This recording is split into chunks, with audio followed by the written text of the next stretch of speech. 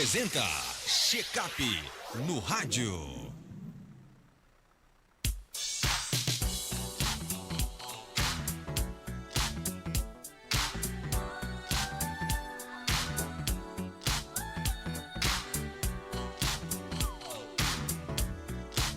Olha, 7h28. No Check-up no rádio de hoje, vamos falar sobre um tema muito importante para a saúde da população idosa: o risco do uso excessivo de medicamentos. Com o avanço da idade, é comum que os idosos passem a tomar diversos remédios para controlar doenças crônicas, como pressão alta, diabetes, problemas cardíacos e por aí vai.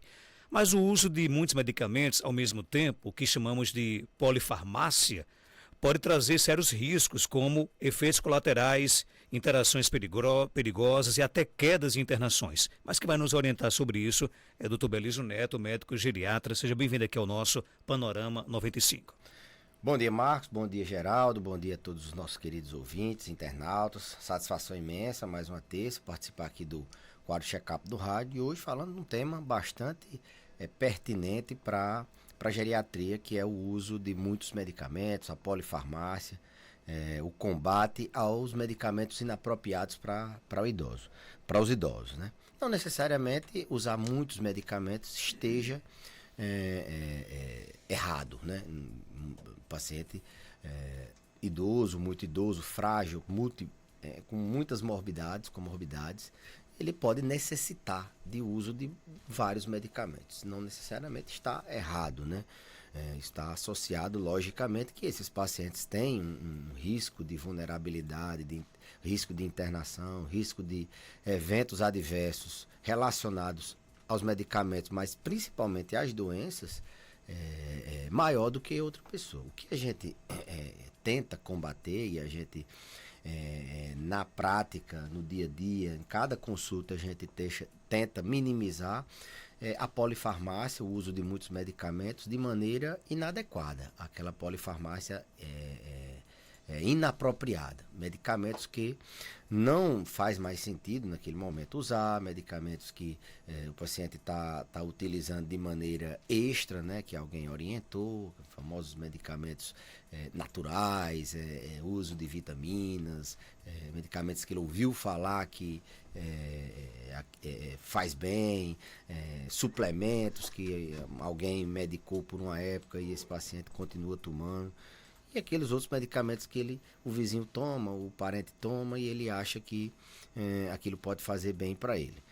Além desses, tem aqueles medicamentos que os pacientes têm na farmacinha, tem aqueles medicamentos que os pacientes tomam quando adoecem de alguma coisa, tomam algum medicamento para uma gripe, para um resfriado, algum medicamento para melhorar a imunidade, que eles sempre dizem. Então, o combate à polifarmácia inapropriada, o uso de medicamentos em excesso, existe e a gente está sempre tentando minimizar. Como você bem falou, medicamentos em excesso, medicamentos inapropriados, eles aumentam o risco desse paciente ter reações adversas. Para você ter ideia, um dado americano demonstra que 30% a 40% das internações de pacientes idosos tem alguma relação direta ou indireta com o uso inapropriado de medicamentos. Então, é um número alarmante, né?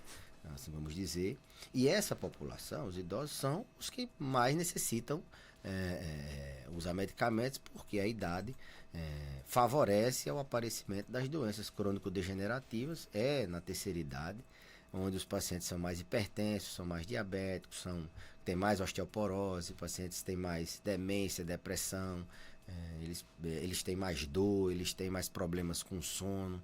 Então é a idade que eles precisam tomar mais medicamentos em virtude do aparecimento das doenças crônico-degenerativas, aqueles pacientes que desenvolvem essas doenças. Então, tomar um remédio a mais sem necessidade ou fazer um uso prolongado de um medicamento que é por um determinado tempo, acontece muito com medicamentos para tontura, aquele paciente fica tomando aquele medicamento para tontura o resto da vida e desenvolve efeitos adversos, como por exemplo tremor, parkinsonismo, em virtude desse medicamento. Então evitar que esse medicamento seja mais um agressor, que ele traga mais efeitos adversos, que ele atrapalhe outros medicamentos. Eles, quando metabolizados, eles podem fazer interação medicamentosa e atrapalhar, por exemplo, aquele medicamento essencial para o paciente não ter um outro infarto, não ter um outro AVC, ou ele fazer com que esse medicamento potencialize os efeitos adversos, por exemplo, a aspirina, como eu falei, utilizada para prevenir um segundo infarto, um segundo AVC. Alguns medicamentos naturais, exemplo, ginkgo biloba, que é um medicamento tido como natural, ele favorece sangramento, ele deixa aquele medicamento que o paciente precisa tomar para evitar, como eu falei, outro evento, uma aspirina, um AS da vida, potencializado para sangrar. Esse paciente ele tem um risco de sangrar, mas é calculado esse risco, pesado o benefício e o risco. Mas quando você acrescenta um outro medicamento que vai acelerar, potencializar o efeito do AS, promover um sangramento, você está fazendo uma interação medicamentosa, potencializando o efeito adverso de outro medicamento. Então ele pode ser interagir, além de ser tóxico, causar efeitos adversos, reações adversas por si só, um medicamento a mais ele causar. Outro exemplo, o antigripal, ele desenvolve, o paciente cai mais com esses antigripais que têm antihistamínicos na fórmula, então inadvertidamente o paciente toma ali e pode cair. Então eles podem causar um efeito direto, pode causar um efeito indireto, como fazer interação medicamentosa com outro remédio, pode ser tóxico para um órgão como o rim, pode ser tóxico para um órgão como o fígado, fazer reação, como eu falei, não só de potencializar, mas de anular o efeito de algum outro medicamento, ou fazer com que eles dois promovam um efeito secundário que esse paciente não, porventura, não tenha sofrido com isso. Então, medicamento a mais é sempre preocupante. Toda consulta a gente revisa, pede para o paciente trazer a sacolinha de remédios, é o teste da sacola. Os pacientes trazem e cada medicamento desse é revisado, se naquele momento da vida, naquele status do paciente, ele ainda é necessário, se ainda tem evidência que demonstra que aquele medicamento é necessário, se a gente pode tirar. Cada medicamento a gente vai repensar. E cada medicamento que a gente vai prescrever, a gente também pensa a mesma coisa. Qual é o benefício e qual é a segurança de iniciar esse tratamento. A gente sempre pensa nisso também. Os medicamentos, eles são, quando são lançados, quando são propostos, é muito intenso a questão de se promover, se divulgar o efeito benéfico daquele medicamento. Esse medicamento aqui ele vai diminuir o risco desse paciente piorar a insuficiência cardíaca dele, vai diminuir o risco dessa insuficiência cardíaca progredir. Esse medicamento aqui vai proteger o rim. Mas a gente tem que pensar também na segurança, principalmente na população mais vulnerável, que são os idosos frágeis, aqueles idosos que tomam já muitos medicamentos, aqueles idosos de 80, 90 anos, são idosos que, via de regra, não são colocados nos estudos para que esse medicamento seja aprovado. Eles são colocados como critérios de exclusão. É um idoso que tem determinada doença, ele tem determinada idade, esse idoso não participa do estudo. Então, os estudos para aprovar um medicamento, eles colocam pacientes com perfis de elegibilidade. Tem critérios para ser. Então, esse medicamento foi aprovado, mas com aquele público. Então, os idosos, muito idosos, os idosos frágeis, dificilmente a gente coloca nesse estudo. E a gente não sabe se aquele medicamento é seguro, tão quanto é benéfico. Então a gente pesa, será que realmente esse medicamento, embora tenha sido lançado recentemente, com muita pompa, será que esse medicamento que beneficia o coração, beneficia o rim, ele não aumenta o risco desse paciente cair, de desidratar, desse paciente ter mais infecções, desse paciente, por exemplo, ter distúrbios hidroeletrolíticos como sódio, tem um clássico medicamento recentemente aprovado, excelente para proteger o rim, para o coração, para diabetes, mas esse medicamento no paciente idoso, ele pode ser paciente idoso que eu digo, aquele idoso frágil, vulnerável. Se ele não for bem pesado, ele pode não ser necessário. Então, cada consulta a gente revisa. Na avaliação de todo idoso, a gente revisa cada medicamento. Às vezes até a gente encontra idosos tomando até menos medicamentos do que precisa, também faz parte. A gente encontrou doenças ali que o paciente vem se queixando de sintomas, ou a gente encontrou determinado risco de algum desfecho negativo e a gente precisa acrescentar um ou outro medicamento. Então, o número de medicamentos ele nem precisa ser a mais, é excessivo, nem pode ser menos. A gente visa também essa questão de adesão medicamentosa. Se realmente foi proposto esse medicamento, precisa ser usado e precisa ser usado da maneira correta. Então existe o outro lado também. Mas checar medicamento já é difícil para quem é especialista em estar checando medicamento em paciente idoso.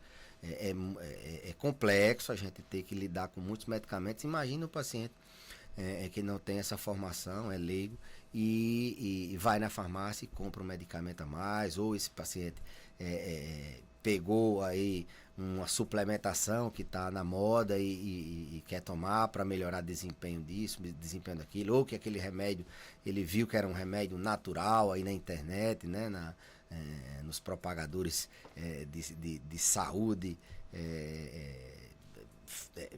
fake news assim da saúde que não tem tanta evidência. É bom tomar isso, tomar aquilo, que é bom para isso, é bom. A história é que é bom para isso. E o paciente às vezes se cansa de tomar muitos medicamentos e ele tende a querer abandonar aquele medicamento que teoricamente não é natural. Então a gente tem que ter muito cuidado com o uso excessivo, com o uso inapropriado, com o uso incorreto de medicamentos, principalmente automedicação de pacientes idosos, principalmente dos vulneráveis, dos frágeis, e também ter o cuidado para que esse paciente não abandone tratamentos que são fundamentais para a saúde dele. Então, é nesse sentido que a gente pensa. Tem pergunta aqui no nosso WhatsApp, 99205-3030. Vamos colocar aqui as perguntas aqui no ar para Dr. Belísio Neto. Bom dia. Belísio, bom dia. Como o tema hoje é importante, eu vou dar meu depoimento do tema. O senhor me acompanha há muitos anos e eu sempre reclamando ao senhor o porquê eu tão doente e não fico boa. Então, a vitamina B12 estava baixa, a vitamina D também estava baixa e também minha flora intestinal. Não sei porquê, o senhor passou o remédio e hoje estou contando outra história. Estou muito bem depois que tomei minha medicação da vitamina B e a vitamina D. A vitamina D e a vitamina B12 e o remédio da flora intestinal. Ótimo, fiquei boa, não sinto mais nada, meu intestino funciona perfeito. Então, como o tema hoje, eu estava dizendo ao senhor, o tema hoje, remédio demais ofende, então eu acho que eu vou tirar todos os remédios porque eu já fiquei boa. Bom dia, doutor Belísio. Um abraço, Delmira, e aí? Um abraço para dona Delmira. Dona Delmira realmente estava com níveis, estava com sintomas, né, de hipovitaminose. A gente prescreveu repouso de maneira segura, no que é recomendado pela ciência, não em doses excessivas que podem causar hipervitaminose, na maneira certa. Ela respondeu bem, mas lembrar que o que eu estou dizendo aqui, Marcos, não é para a pessoa abandonar os tratamentos, não. Viu, Geraldinho? É sua mãe que está aqui querendo abandonar o tratamento por causa que repôs a vitamina B e a vitamina D. Na verdade, ela tem outras patologias que não têm relação com essa suplementação. Mas lembrar, eu até vou fazer agradecer a ela pelo depoimento, mas não é para abandonar medicamento, não. A gente calcula bem direitinho, a gente tende sempre a deixar, a gente é bem minimalista nesse aspecto de uso de medicamentos. Não só ela, mas nenhuma outra pessoa que esteja ouvindo essa entrevista, não é para abandonar medicamento que tenha sido passado pelo médico. Você pode até questionar na próxima consulta, doutor, será que realmente é necessário esse medicamento? Será que não pode tirar nenhum? O que é que pode se fazer? Mas abandonar, não, você pode ter problemas nesse sentido. E por outro lado, eu queria fazer um adendo. Esses dias o doutor Drauzio Varela falou sobre o excesso de polivitamínicos, né? Aquelas pessoas que têm hipervitaminose, tá na moda de tomar vitaminas em altas doses e a reportagem ela falava de vários exemplos de pessoas que tiveram hipervitaminose D, tomaram doses excessivas de vitamina D, trouxeram problema, pessoas que tomaram doses excessivas de outras vitaminas. Então, assim, hipovitaminose a gente só repõe quando o paciente tem níveis abaixo do normal. Ninguém sai por aí tomando polivitamínicos para tudo no mundo, não. Tem o risco dessa vitamina ficar em excesso, e esse excesso de vitamina traz problema tão ou até pior do que a falta. A gente tem que repor nas doses que a literatura recomenda, que a ciência recomenda, de que várias pessoas foram estudadas e aquelas doses são propostas para aquele nível. Não, nada de ficar excessivamente suplementando vitamina, nem também ficar com hipovitaminose para o resto da vida. No nosso WhatsApp, queria agradecer ao doutor Belísio pela maneira que atendeu meus pais. Ele vai lembrar do meu pai que fala em trabalhar, isso na zona rural de São Bento, na Paraíba, que manda aqui a mensagem nossa amiga Mariazinha. Que bom, né? Mais um testemunho aí. Mandar um abraço aí para a turma de São Bento. Temos muitos pacientes na Paraíba. Na verdade, Caicó, ele absorve bastante pacientes aqui do sertão da Paraíba, e manda um abraço para ela aí. Ouvinte pergunta aqui, doutor Belísio, qualquer pessoa pode tomar maçã peruana, tributos terrestres, pó de beterraba, pó de sementes de uva, creatina? Pode tomar tudo junto isso? O que é isso, doutor Não, Belísio? qualquer pessoa não, né? Geralmente isso. São produtos naturais, é? São medicamentos, fitomedicamentos, assim vamos dizer. Geralmente isso é pensado por um profissional capacitado para passar para aquele perfil de paciente. Não é para todo mundo que utiliza, não. Geralmente é o nutricionista, o nutrólogo, pessoas que são treinadas, são especializadas, são capacitadas para prescrever determinados suplementos mais específicos, mais do dia a dia. Da geriatria a gente utiliza muito a creatina, mas não é para todo mundo. Creatina ela tem um benefício na saúde muscular, mas não adianta também passar a creatina e o paciente não fazer atividade física. Ela tem um benefício demonstrado em alguns estudos para a saúde mental, nessa questão de proteção do cérebro contra a demência. Isso é um pouco ainda novo, mas é um suplemento bastante utilizado na geriatria. Mas antes de suplementar, Marcos, é interessante a gente comentar que as pessoas devem fazer a sua alimentação normal, né? Não adianta você fazer suplemento se o paciente está com déficit alimentar ali, ele não faz um lanche, ele não come uma fruta, uma verdura, ele tem uma ingestão de proteína abaixo do que precisa, e querer suplementar. A gente tenta organizar essa alimentação juntamente com o pessoal da nutrição, mas enriquecendo os alimentos. A gente tenta sempre vamos ver aqui o que a gente pode fazer, enriquecer essa sopa com um frango desfiado, com um ovo, acrescentar um lanche aqui, para depois a gente pensar em suplementar.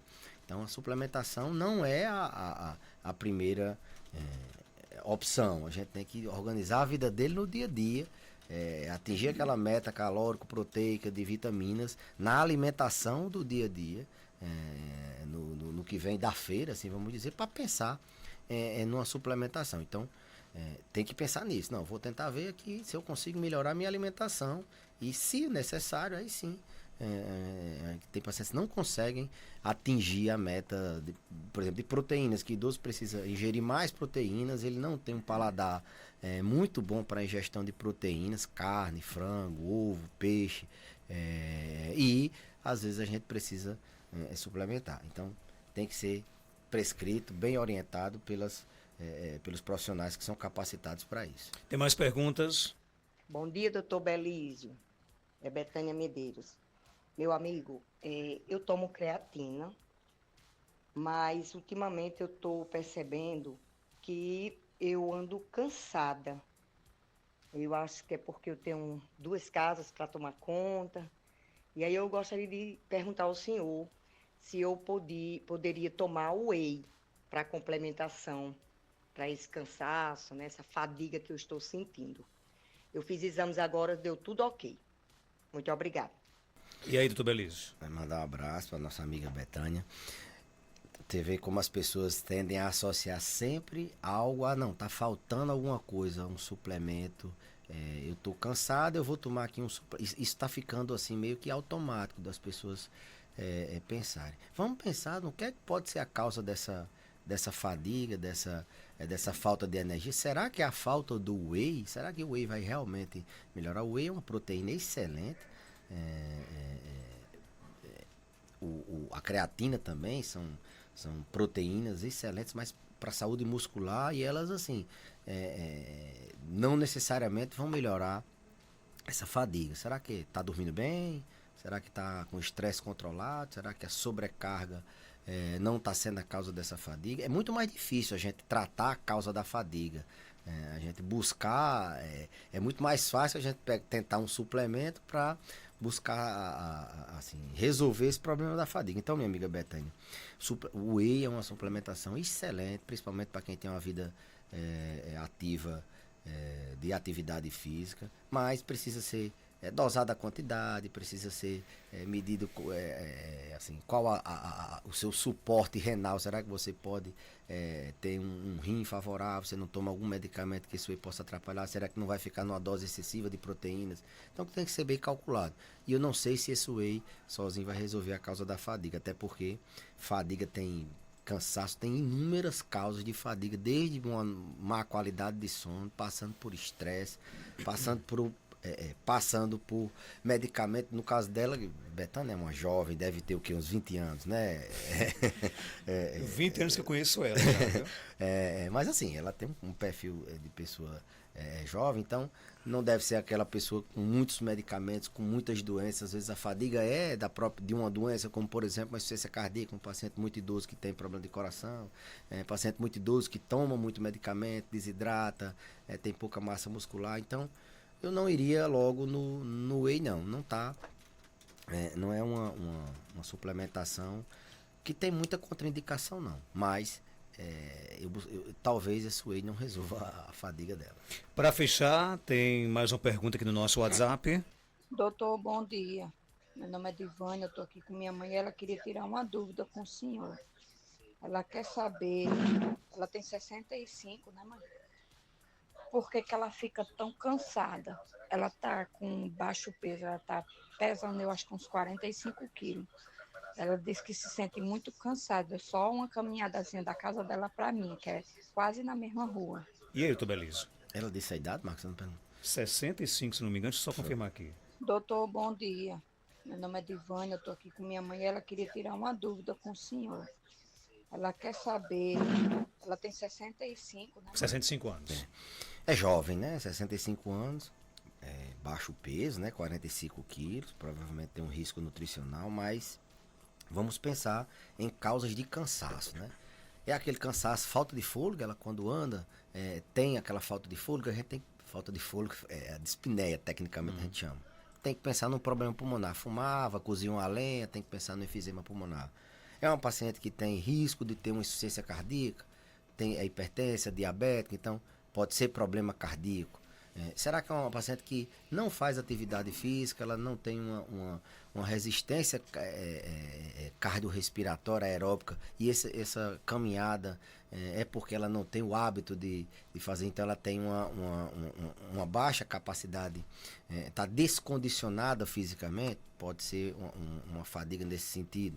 Pode ser uma fadiga porque ela tem baixo peso, ela pode ter baixa massa muscular, e essa fadiga ser por sarcopenia, ser por pouca massa muscular, possa ser que essa pessoa esteja tomando algum medicamento. Em idoso a gente sempre vai pensar que medicamento pode estar fazendo, algum medicamento novo que possa estar fazendo mal. Será que essa pessoa está fadigada porque não está dormindo bem, está com estresse, está com uma mente sobrecarregada, isso dá muita fadiga, tem alguma deficiência vitamínica, também pode causar essa fadiga. Não creio que seja uma das principais hipóteses. Será que não tem uma doença de base que a gente possa pensar? Então, assim, investigar direitinho a causa desse cansaço, porque classicamente causa de cansaço é coração, é pulmão, Mas existem outras causas que não são daquele cansaço de falta de ar.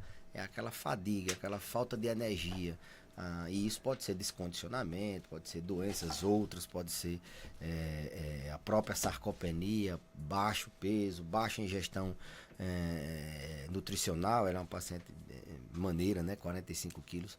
A gente não sabe se tem déficit de vitaminas, se tem déficits outros que a gente precise corrigir. Então, recomendaria ela a refletir nesse aspecto. Será que eu não tenho outra coisa que possa fazer isso? E aí a mente da gente, na verdade do paciente, é logo pensar o que é que eu posso tomar para melhorar essa fadiga. Não adianta você mirar e tentar acertar um alvo. Aliás, não adianta você tentar atirar onde você não tem um alvo, né? Você vai atirar várias vezes e não vai acertar. Você tem que buscar mirar o alvo. Você tem que saber a causa ou as causas e aí você fazer aquele tratamento específico. Senão você vai ficar se frustrando e aí além de estar colocando sua saúde em risco.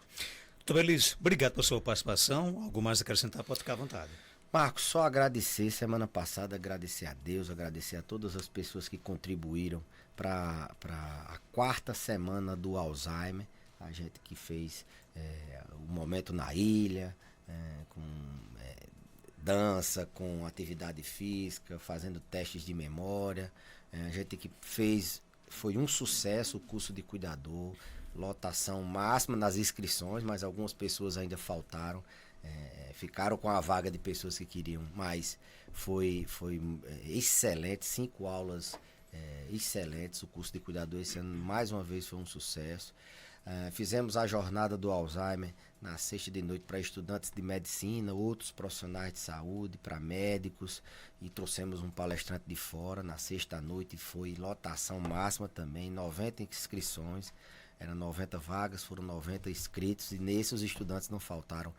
Foi casa cheia mesmo. A gente agradecer ao professor Juliano, que veio de Natal para Caicó, ele que tem fellow, ele tem uma especialização a mais em cognição, e ele veio abrilhantar nosso evento. O professor Jair, que esteve lá também fazendo uma aula, nós também fizemos uma aula. Agradecer a todos os envolvidos, né, aos alunos da Liga de Geriatria, aos participantes, aos patrocinadores, ao Axê Laboratório, a Momenta, a Secretaria Municipal de Saúde, Secretaria de Assistência Social, a própria Universidade Federal do Rio Grande do Norte. E essa semana do Alzheimer, como a gente já falou, é uma semana que a gente de extensão, é um projeto de extensão da universidade, e que tem sido sucesso, e a gente tem levado até para publicar fora. Então, agradecer a todos, a própria rádio que fez a cobertura, foi lá fazer a cobertura, abriu espaço aqui para a gente falar. Então, agradecer a todos e desejar um excelente resto de semana. Saudações, segue o líder. 7h55, confirmando